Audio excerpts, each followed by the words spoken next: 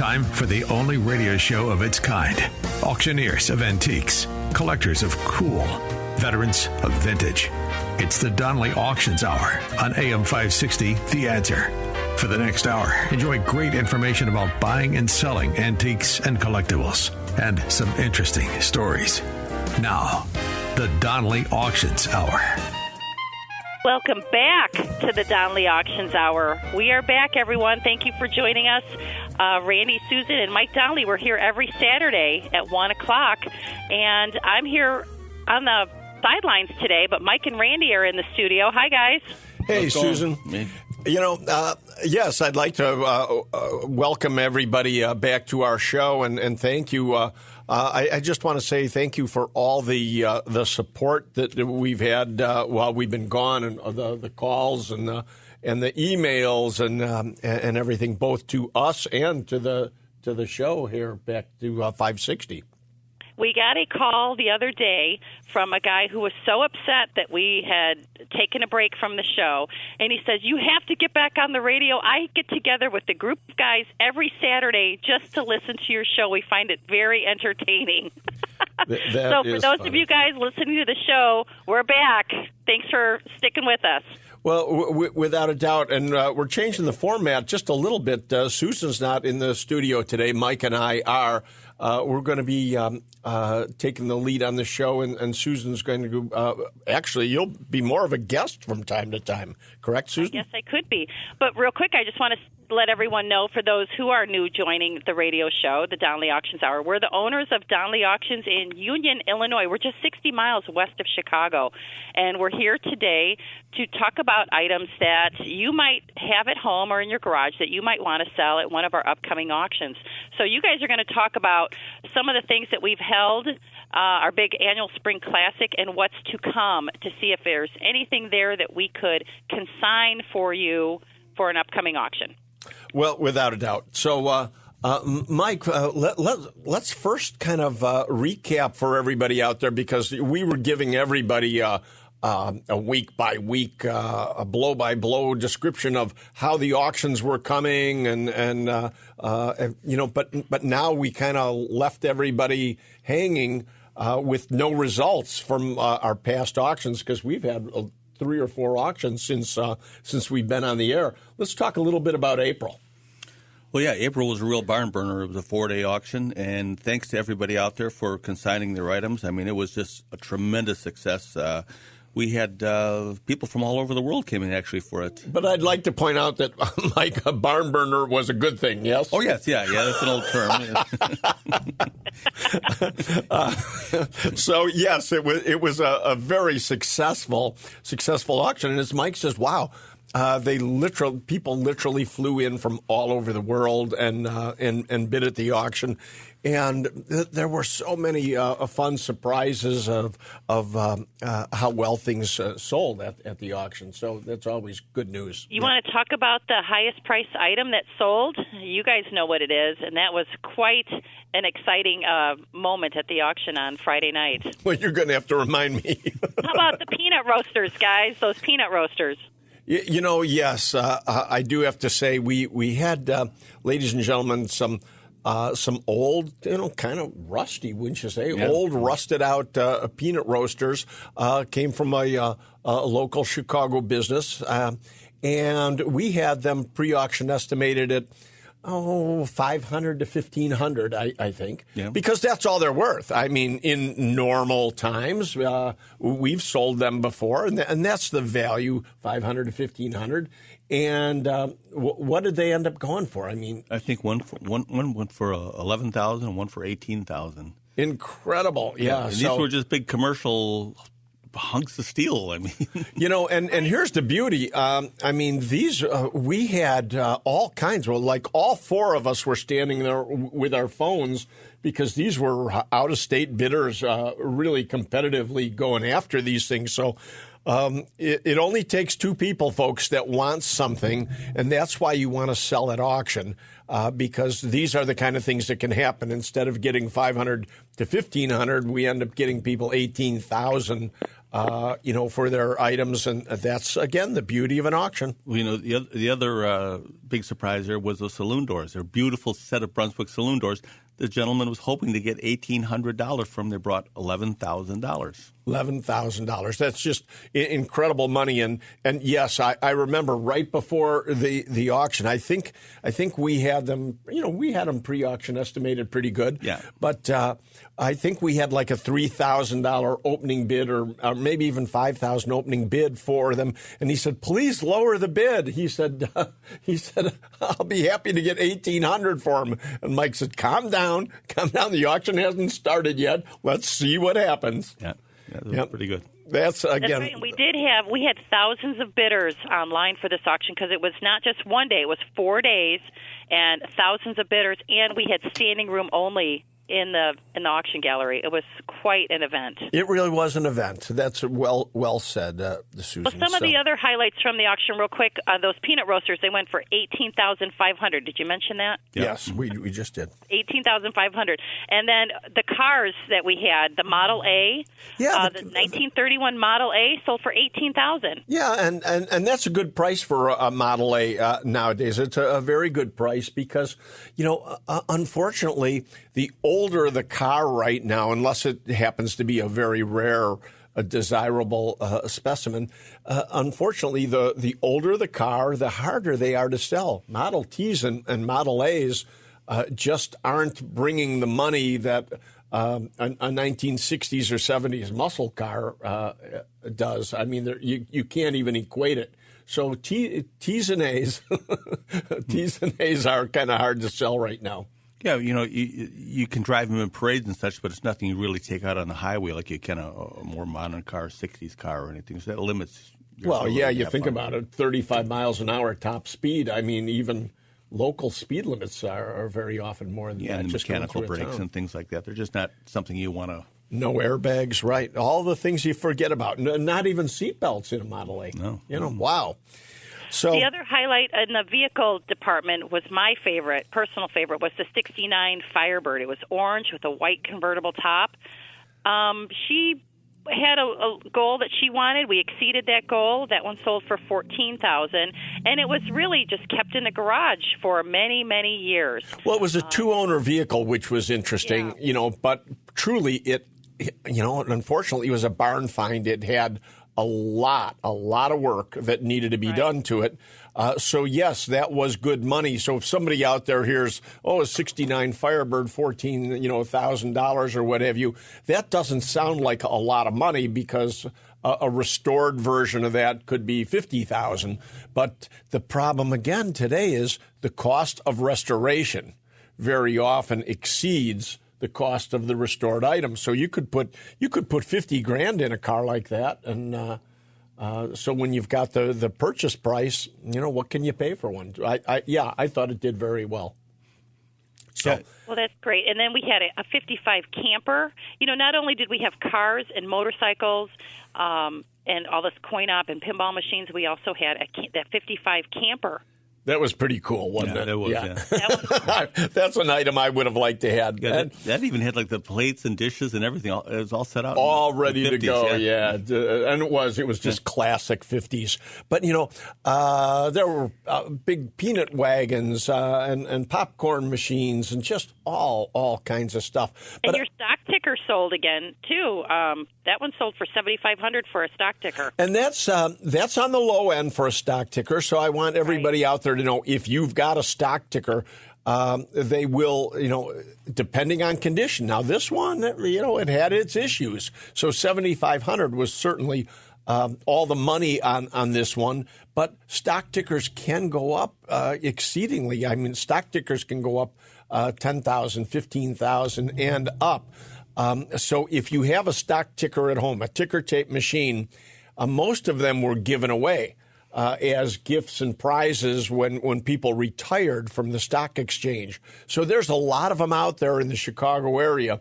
And to that point, $7,500 is probably the minimum that we would get you out of a stock ticker. So if you have one at home, Susan, where do they want to call? All right, here's what you got to do. If you have anything in these categories we're talking about today, send us an email at consign@Donley Auctions, with an S, DONLEY, auctions.com.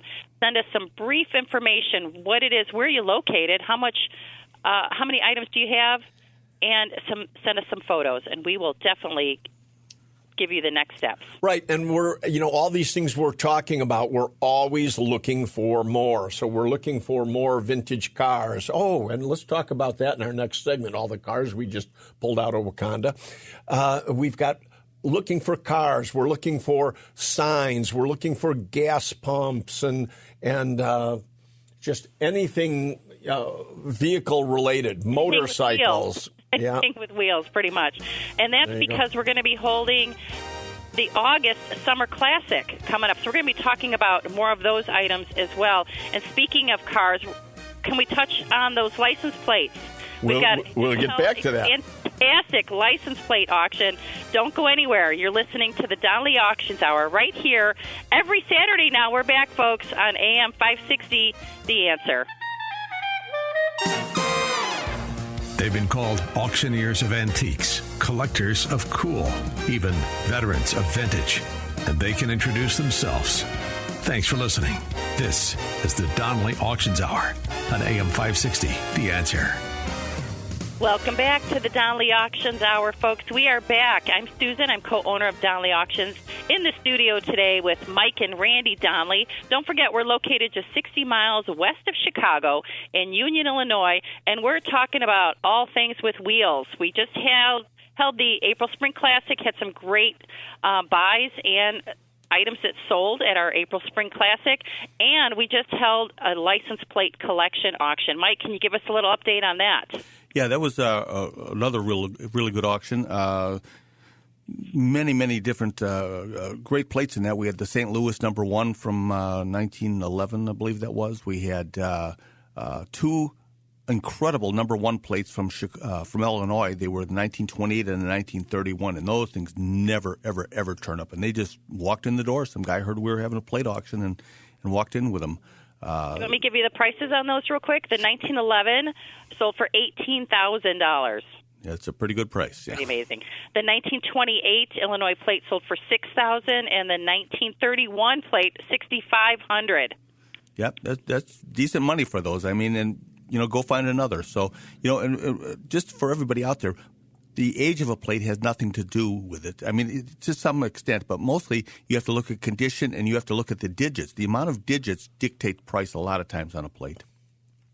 Well, and Mike, what would you say that's up to? Maybe up to 4 numbers. So obviously, single-digit plates are the most desirable. They'll bring the premium, yes. And then still double digits. There was a small run of double digits that went very well. Mm-hmm. And that's something else, Mike. Wouldn't you say a run? Explain what a run is and why so many people want what's referred to as a run on plates. A run is the same plate number, whether it be letters and digits, of multiple years. So the more years you have of a same number plate, that becomes what's called a run. Once you get past 3 or 4 years, now I think we sold one that was. It was like 60 years or something like that, wasn't it? It was, yeah.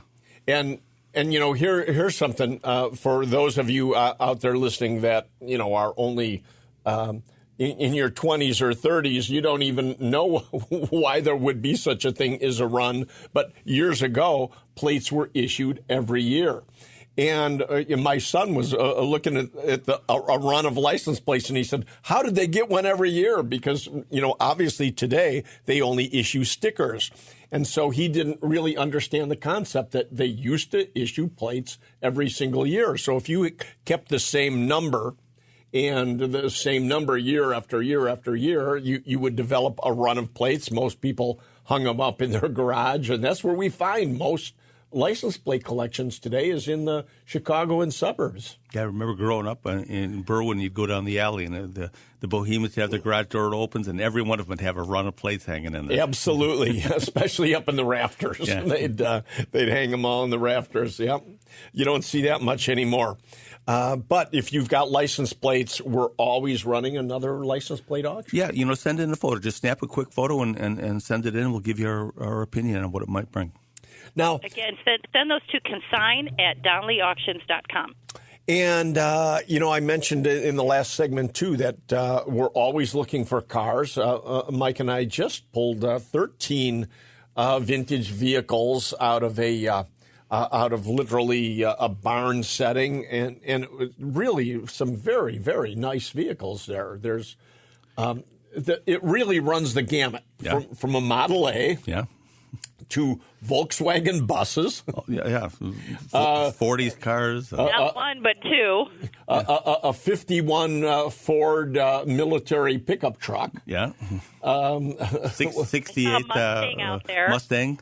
Yeah. Big black Mustang convertible, or 67. That's the 67. Yeah. And I think there's a 65 there, too, or 66, too. Yeah. And what about the Volkswagen Bug?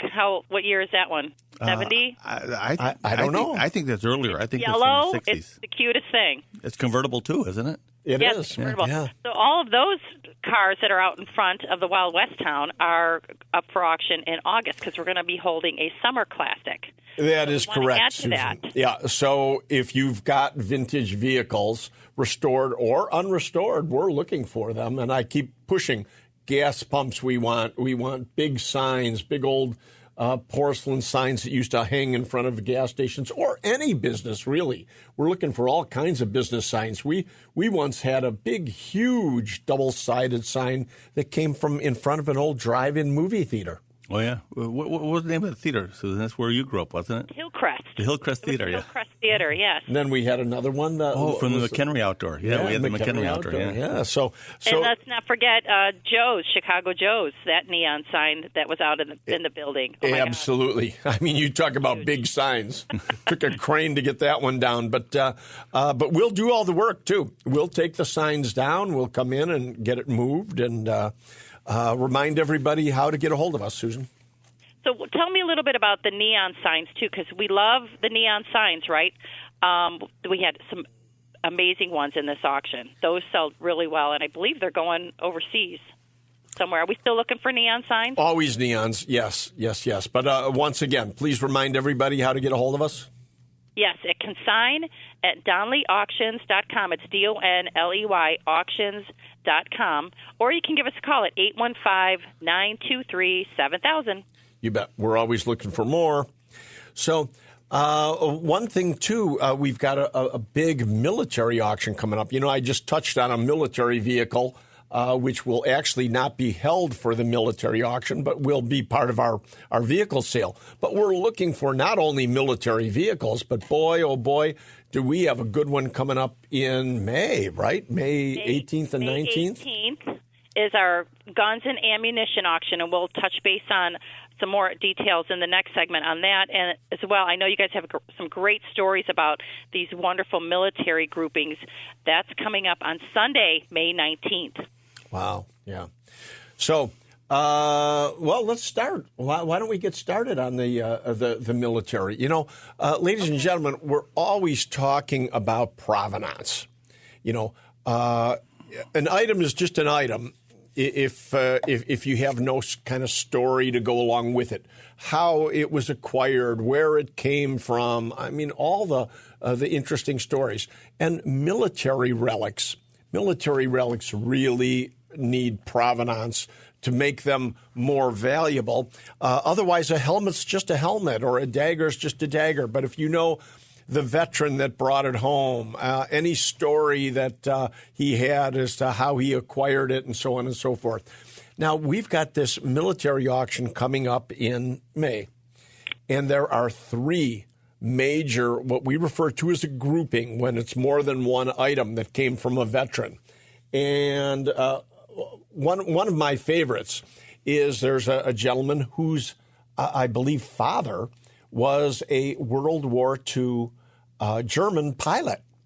and he has his father's uniform, his father's hat, his father's medals, photographs, discharge papers, all these from a German aviation officer. I mean, a Luftwaffe grouping that's incredible, coming right from the family. I mean, that just doesn't happen. No, and after the war, he immigrated to Wisconsin, so and spent the rest of his life in Wisconsin. So it was here in the States. But his name is Gerhard Rausch.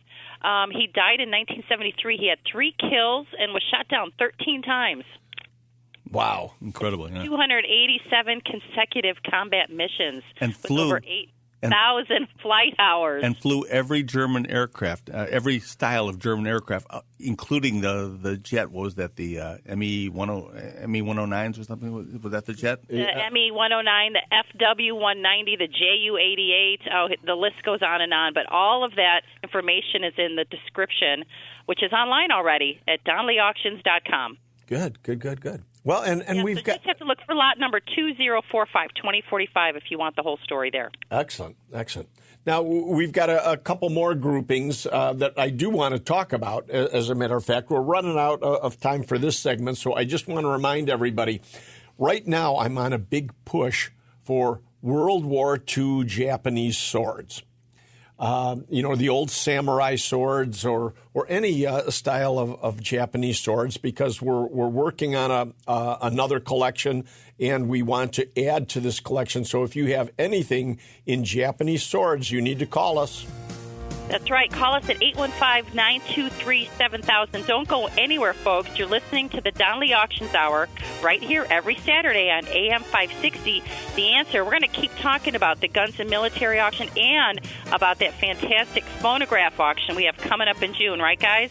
You got it. I have a little bit of Thomas Edison fun facts for you, too. So don't go anywhere. We'll be right back on AM 560. The Answer. You're listening to the Donley Auctions Hour on AM 560. The Answer. Welcome back to the Donley Auctions Hour. I'm Susan here with Randy and Mike Donley today. We are talking about items we're looking for upcoming auctions and to talk about our military and gun auction that's coming up in May. So, Mike, I wanted to discuss these next couple groupings about our upcoming military auction. Because I keep telling everybody, provenance. It's so important. But here's just a killer example of provenance. Actually, an old high school a friend of mine called up, listening to our show. Thank you. And he said, he said, I've still got a box that my uncle sent home from World War II, sent it home from Germany. And it still was labeled, we have the box, we're going to be selling it. It comes in the original box where he sent home a German helmet and an Italian helmet and insignia and bayonets and everything. And the capture paper is still glued to the top of the box, which was required back in the day to send home war trophies. Now, the whole reason I bring this up is because in World War II collecting, German helmets that are painted tan for the Africa Corps are almost always faked.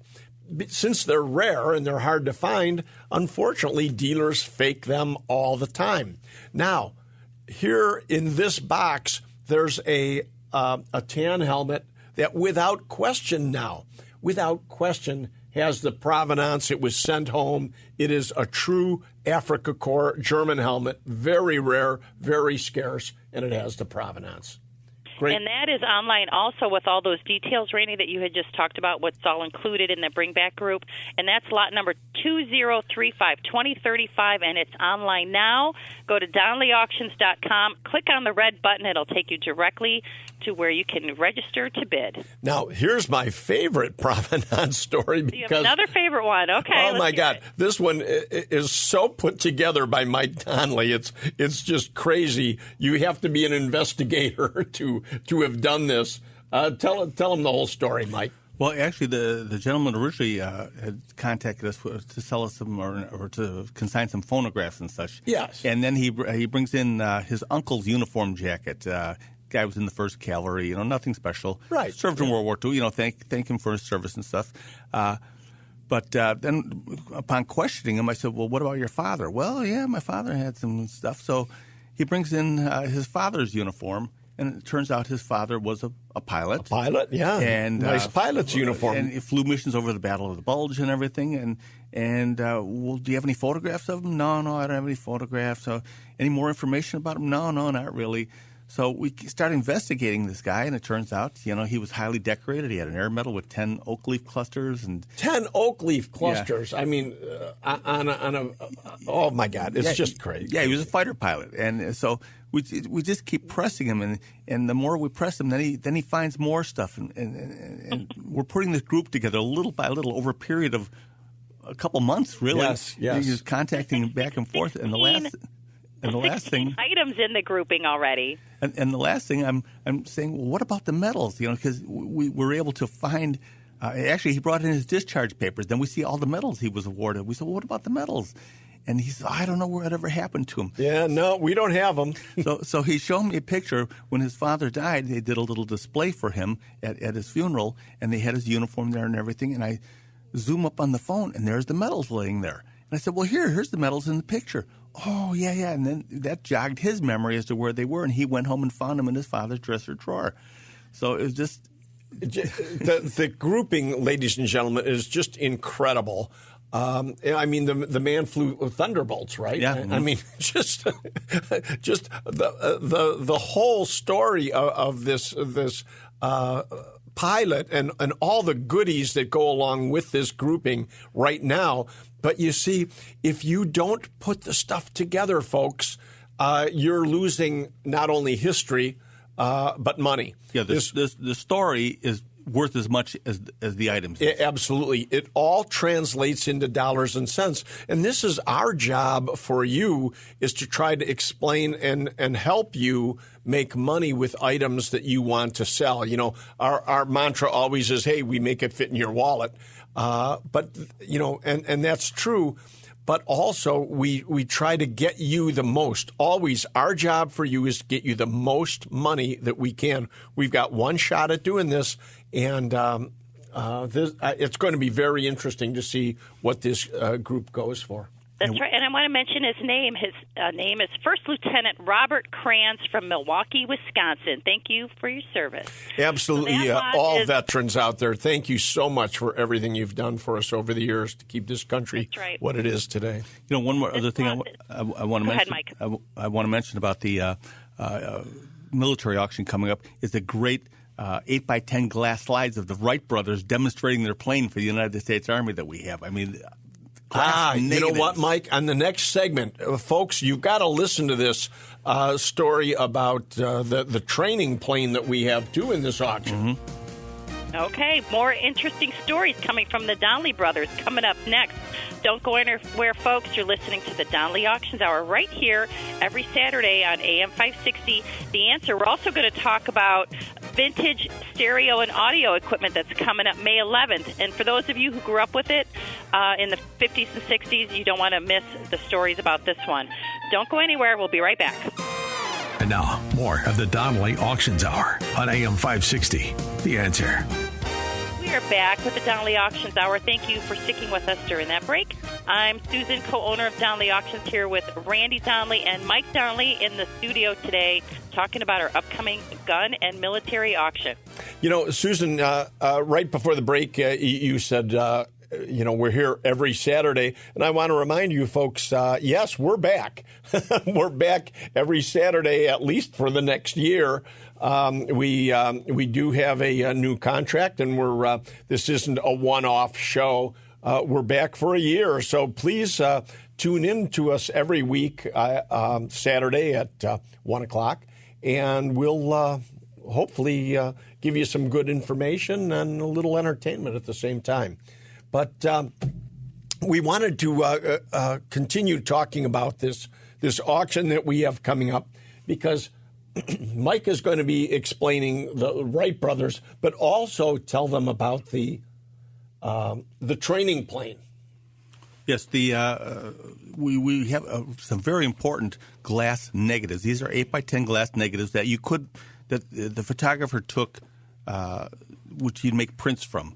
Now, being an 8x10 format meant it was a professional photographer in there to begin with. 8x10 is a pretty big negative, pretty big camera to shoot. But these are glass negatives of the Wright brothers demonstrating their plane to the United States Army in the early 1900s. Down in, I think it was the field was down in Maryland where they were demonstrating their plane. The United States Army bought a few of their planes, but these are probably never before published glass negatives. So it's going to be interesting to see what they go for. Very historic. And then also from a different consignor, I think this came in from New York or New Jersey. Did it? Yeah, it was driven in from New York. Yeah, yeah. It is a trainer plane. It looks like actually just a skeleton, the frame of a plane, and it's probably quarter scale. Well, the wingspan is over 5 foot on this right now. Yeah, so that's probably quarter scale of a plane. And this was used to train pilots before World War I. This training demonstrator plane actually dates to about 1914. Mm-hmm. And we've got, again, provenance with this. This plane is so historic, and it did so much to train the pilots for World War I. It was so historic back in its day that it ended up in a museum in 1919. So 1919, it goes into a museum. It gets deaccessioned. It gets deaccessioned out of the museum in the 1960s. They feel they no longer want it, and they end up selling it off. So, and then it gets sold to a gentleman who now, after all these years, from the 60s to now, has coveted this plane in his collection and everything. And now it's coming on the market probably only for the third time ever. And when it gets sold at our auction, same thing will happen. Probably it'll be off the market again for 20 years. This is such a rare opportunity to buy something so historically significant. So if you collect aviation, or you know pilots or museums of aviation history, boy, this is a one-time rare opportunity. Yeah, definitely one of a kind. And it was used for training the pilots for the ground school, training them the theory of flight. So, I mean, this is not a model that flies or anything. It's strictly a demonstrator for them to learn the theory of how flight happens. What's really interesting to me, Mike, is you know, you think of an airplane today and looking at a plane from 1914, I mean, it truly, you said it looks like a skeleton of a plane. Yes, you see the old wooden frame, and it was covered with cloth and everything. Just, it's totally incredible to think that guys actually got in these things and flew through the air in them. I mean, they're just large kites. Yeah, shooting at each other, too. Oh, my God, yeah. And ladies and gentlemen, when they used to bomb with aircraft like this, the pilots would literally have bombs in their the floor of their plane, and they would lift them up and drop them over the side of the aircraft to do bombing back in World War I. Pretty crazy. Yeah, you hear stories. Actually, before there was armaments on planes, the first planes were just used for observation of troop movements and stuff. And then really what happened is pilots started bringing up 45s and pistols and shooting at each other, and that's how that all evolved then. Well, one interesting thing that always amazes me is when they first put machine guns on airplanes, they had to figure out how to coordinate the shot of the gun so that it shot in between the rotation of the propeller so that they didn't shoot off their propellers. Yeah. Yeah. Well, the Americans had on their Jennies that had the Lewis gun actually on the top wing, so it shot above the. Oh, no kidding! Well, yeah, that only makes sense. But that was tough because every time they had to reload the machine gun, the Lewis gun, they had to stand up in the cockpit with the stick between their knees, taking the magazine off and reloading the gun. So that was a little difficult. Wow, boy, we've come a long way in warfare. So. Well, Of guns, too, I want to touch quickly. I know we just have a minute left here on our May 18th guns and ammunition auction. One of our favorite things to consign are firearms, ammunition, reloading gear, accessories. Please email us at consign@donleyauctions.com. We will definitely put Neil on the phone with you to talk about what you have, give you a quick appraisal. We'll come pick it up for you. Everything is done safely and legally. Yes, absolutely. And the gun auction, again, May 18th. Gun auction, May 18th. I think we have 600 firearms. Go to our website at donleyauctions.com. The catalog is already online. You can look at everything that's up there. We even have a few safes. So some great items coming up May 18th. Again, the auction is live in person here in Union, Illinois. You can bid online at donleyauctions.com. I'll even do a phone bid for you. And we'll talk more about that in our next segment. You're listening to the Donley Auctions Hour. The Donley Auctions Hour continues now on AM 560. The Answer. We are back with the Donley Auctions Hour talking about items you may have at home that are valuable that you'd like to put up for auction. And some valuable items and highly collectible things right now is vintage stereo and audio equipment. And we have an auction coming up May 11th. That's next weekend, next Saturday. You know, you mentioned, Susan, that the vintage stereo is expensive. Now, they can be, but, very often Mike and I are given our guests the bad news. Everything is not valuable. We ask you all the time, send us photos, so we don't waste your time or ours. If you give us photos, we can give you a pretty good idea of what some of these things are worth. But very often, especially with stereo equipment, it doesn't have a lot of value. It all depends on the quality. And Mike, what would be a few of the better brands like? Definitely Sansui, Macintosh. Always Marantz. Marantz, yeah. Yes. Fisher. Yeah. I mean, now, see, folks, these items were expensive when they were new, and if people bought, for lack of better words, junk years ago, it still probably has junk prices today. So we're always looking for high quality to get you the best money. The whole thing is very often things get handed down and people aren't aware of the value. And we just consigned a Marantz set that's, probably worth a few $1,000s that a man bought at a garage sale and he was bragging about how he got it for $10. Well, I warn you all the time, know what your items are worth. We don't mind you selling stuff at garage sales and house sales, but if you want to call us or email us, we're happy to give you some prices. But Susan, tell us the date of this auction we've got coming up. Let me give you some information. The auction is Saturday, May 11th. It starts at 9 a.m., and it has everything from amps, cassette decks, CD players, 8-tracks, laser discs, receivers, speakers, woofers. The list goes on and on. It was a store in Lake Geneva that has closed, so everything must go. So we're going to leave all of the items there in Lake Geneva, but we're going to do the auction here in Union. And again, it starts at 9 a.m. because we have like 870 lots. So a lot of great stuff. But the viewing, if people want to view it in person, we'll have the viewing in Lake Geneva. We're going to do the viewing in Lake Geneva on Friday, the night before, from noon to 7 p.m. Again, if you have any questions about this, just give us a call at 815-923-7000. If you want to see what's in the auction, go to donleyauctions.com. It's online, and you can bid there as well.